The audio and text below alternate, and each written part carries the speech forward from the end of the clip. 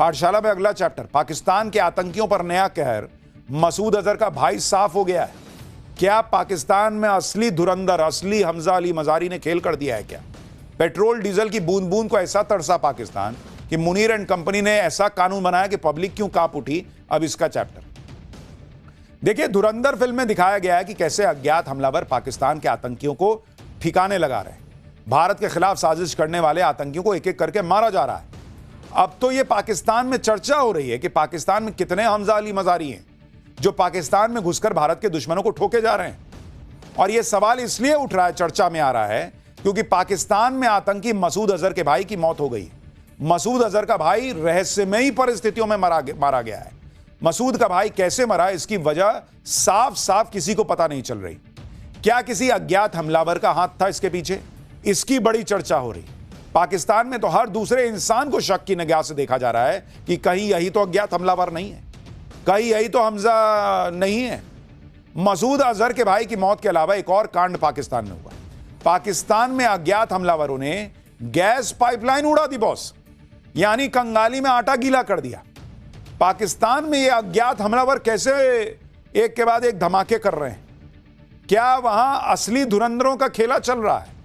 कैसे अज्ञात हमलावरों की वजह से पाकिस्तान कांप रहा है? तेल चोरी रोकने के लिए मुनीर एंड कंपनी ने कौन सा ऐसा कानून बनाया कि पब्लिक हिल गई है? आज आपको सब दिखाने जा रहा हूं। देखिए, दुनिया में ईरान युद्ध सबसे बड़ी खबर है, लेकिन पाकिस्तान में इस समय सबसे बड़ी चर्चा आतंकी मसूद अजहर की हो रही है। मसूद अजहर भारत में मोस्ट वांटेड है, जैश ए मोहम्मद का चीफ है। मसूद अजहर पाकिस्तान में ही छिपा है, ये सबको पता है, और उसे बड़ा झटका लगा है। उसके भाई ताहिर अनवर की मौत हो गई। मसूद अजहर का बड़ा भाई ताहिर अनवर भी जैश से जुड़ा हुआ था, जैश ए मोहम्मद के आतंकी नेटवर्क को संभालने का काम करता था। ताहिर की मौत किस वजह से हुई, ये जैश ए मोहम्मद नहीं बता पा रहा। ना किसी बीमारी का जिक्र, ना ही किसी हादसे का जिक्र। मसूद के भाई की मौत की वजह पर जैश ए मोहम्मद खामोश है। ताहिर अनवर को देर रात गुपचुप तरीके से दफना भी दिया गया है, और इसलिए लोगों का शक और बढ़ गया कि अगर नेचुरल डेथ होती तो चोरी छुपे क्यों दफनाना पड़ता। इसका मतलब कुछ कांड हुआ है, और सब जगह चर्चा हो रही है कि भारतीय धुरंधर ने या किसी हमजा अली मजारी ने या किसी और ने यह क्या खेल कर दिया पाकिस्तान। यह अभी चर्चा है, ऐसे ही लोग चर्चा कर रहे हैं। पूरे पाकिस्तान में यह चर्चा है कि मसूद अजहर का भाई आखिर मरा कैसे। क्या किसी अज्ञात हमलावर ने मसूद अजहर के भाई को मारा है? क्या किसी हादसे में वो मर गया है, या फिर कोई बीमारी थी? जैश ए मोहम्मद और पाकिस्तान की आईएसआई कुछ बोल नहीं रही। वहीं पाकिस्तान में लोग हैरान हैं कि मसूद अजहर और हाफिज जैसे आतंकियों के राइट हैंड को मार कौन दे रहा है। अब चाहे मसूद अजहर का भाई मारा गया हो या फिर हाफिज सईद का राइट हैंड मारा गया, ये दोनों ही मारे गए। जो भी हो, पाकिस्तान में भारत के दुश्मनों का सफाया हो रहा है। अज्ञात हमलावर ऑपरेशन क्लीन चल रहा है, जिससे धुरंधर की याद आ जा रही है। आप ये भी देखिए कि मसूद अजहर की आतंकी फैमिली तो वैसे भी भारत के निशाने पर थी। मतलब फैमिली तो नहीं थी, मसूद अजहर था, लेकिन फैमिली भी निपटी है ऑपरेशन सिंदूर के दौरान। जब भारत ने एक्शन लिया था तो मसूद अजहर के परिवार के 10 सदस्य मारे गए थे, जिसमें मसूद अजहर की बड़ी बहन और बहनोई, भांजे की पत्नी, भांजी के अलावा 5 लोग शामिल थे। इनकी मौत बहावलपुर में भारत की स्ट्राइक में हुई थी। अब मसूद अजहर का बड़ा भाई भी मारा जा चुका है, यानी मसूद अजहर खून के आंसू रो रहा है। पाकिस्तान में अज्ञात हमलावरों का कितना खौफ है, उसकी एक और तस्वीर देखिए। पाकिस्तान के बलूचिस्तान में अज्ञात हमलावरों ने गैस पाइपलाइन उड़ा दी। ये वीडियो बहुत वायरल हो रहा है। क्वेटा में गैस पाइपलाइन में आग लगी हुई है। अज्ञात हमलावरों ने इस पाइपलाइन पर जोरदार ब्लास्ट करके इसे उड़ा दिया। ये पाकिस्तान के प्रमुख नेचुरल गैस की पाइपलाइन है। किसी भी संगठन ने पाइपलाइन ब्लास्ट की जिम्मेदारी नहीं ली है। गैस पाइपलाइन में धमाके की वजह से 5 जिलों में गैस सप्लाई ठप पड़ गई है। देखिए कितनी भयंकर आग लगी।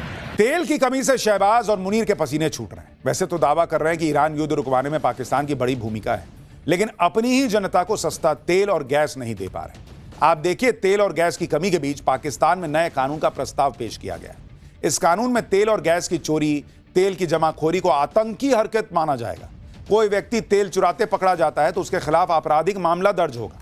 आरोपी पर 3 करोड़ पाकिस्तानी रुपए का जुर्माना और 14 साल की जेल की सजा हो सकती है। सरकार आरोपियों के खिलाफ आतंकवाद विरोधी कानून भी लगा सकती है। तेल और गैस से जुड़े मामले में किसी को गिरफ्तार करने के लिए वारंट की भी जरूरत नहीं होगी। अधिकारी तेल या गैस से जुड़े मामले में किसी के खिलाफ भी अपनी मर्जी से कार्रवाई कर सकते हैं।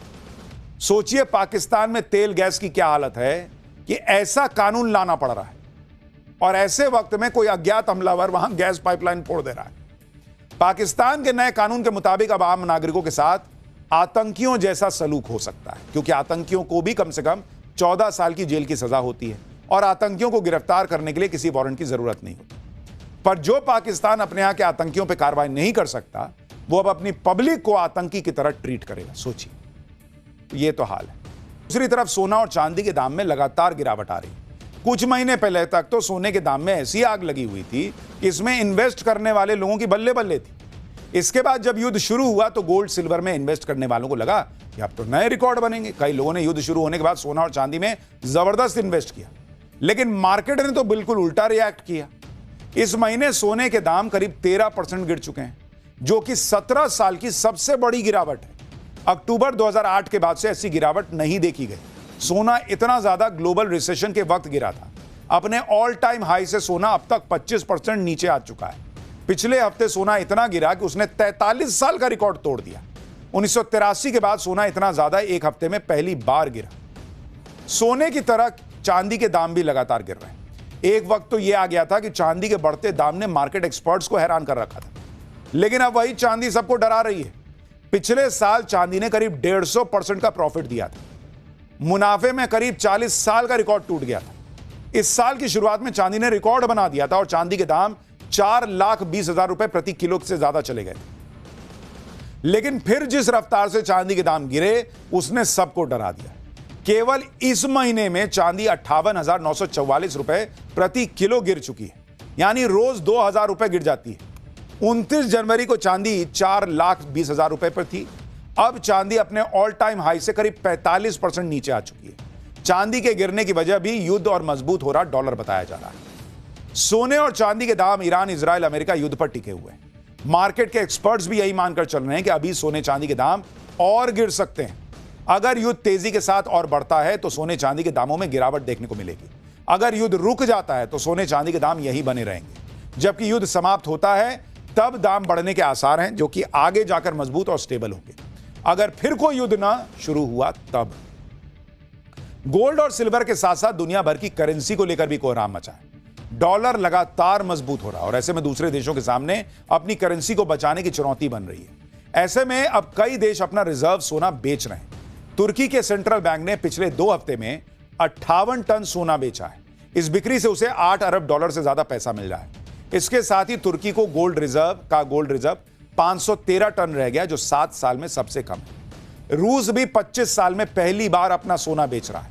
रूस ने 2 महीने में चीन को 14 टन से ज्यादा सोना बेचा है। यूक्रेन युद्ध पर भारी सैन्य खर्च के कारण रूस की इकोनॉमी पर प्रेशर है। ऐसे में वो अपने केंद्रीय बैंक के भंडार से सोना निकालकर चीन को बेच रहा है। पोलैंड ने भी रक्षा खर्च के लिए अपने सोने के भंडार बेचने की घोषणा की। पोलैंड अपना सोना बेचकर $13 अरब जुटाएगा।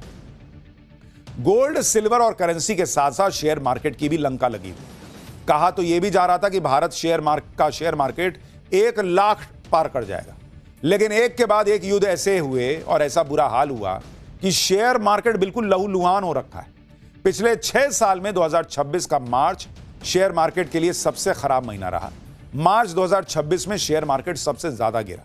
युद्ध की शुरुआत से यानी 28 फरवरी से आज तक भारतीय मार्केट 19 दिन खुला और 19 दिन में भारतीय मार्केट से 51 लाख करोड़ रुपए स्वाहा हो गए। यानी रोजाना भारतीय मार्केट से करीब 2,68,000 करोड़ रुपए स्वाहा हुए। आप देखिए कि ट्रंप का रोजाना युद्ध का खर्च 10,000 करोड़ के करीब, यानी भारतीय मार्केट ट्रंप के रोजाना युद्ध के खर्चे का 26 गुना ज्यादा नुकसान सह रहा है। तो यह तो हाल हो रखा है और यह युद्ध अगर नहीं रुका तो भाई